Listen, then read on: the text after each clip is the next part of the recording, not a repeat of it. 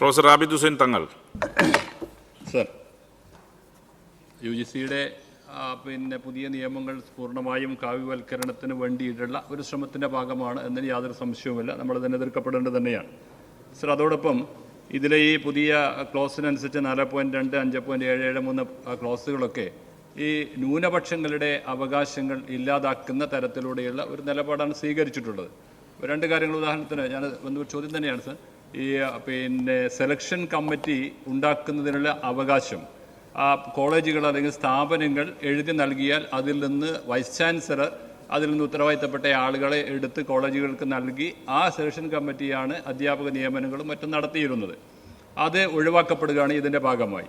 രണ്ടാമതൊന്ന്, ഇൻ്റർവ്യൂവിന് 70% മാർക്ക് ഈ PhD publication തുടങ്ങിയ കാര്യങ്ങൾ ഉൾപ്പെടുത്തിയിട്ടുള്ളായിരുന്നു ഇൻ്റർവ്യൂ നടത്തിയിരുന്നത്. അതിന് പകരം നേരെ ഡയറക്റ്റ് റിക്രൂട്ട്മെൻറ്റ് നടത്തുകയാണ്.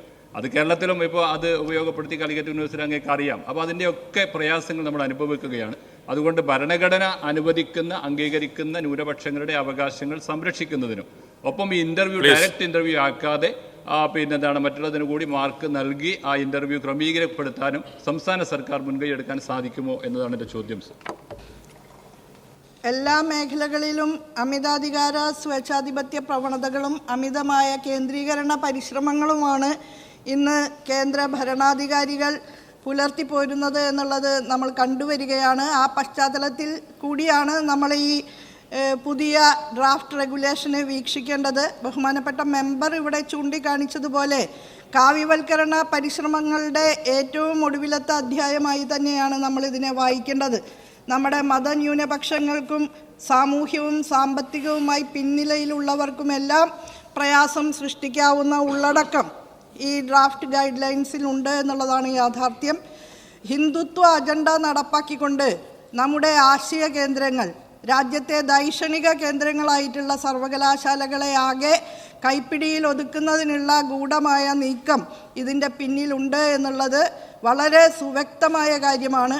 അതുകൊണ്ട് തന്നെ ഈ UGC ഗൈഡ് ലൈൻസിൻ്റെ പ്രതിലോമകരമായ അംശങ്ങളെ ഒഴിവാക്കുന്നതിനുള്ള യോജിച്ചുള്ള നടപടികളാണ് വേണ്ടത് എന്നുള്ളത് ഈ സഭയുടെ മുൻപാകെ ഒരിക്കൽ കൂടി സൂചിപ്പിക്കാൻ ഞാൻ ആഗ്രഹിക്കുകയാണ്.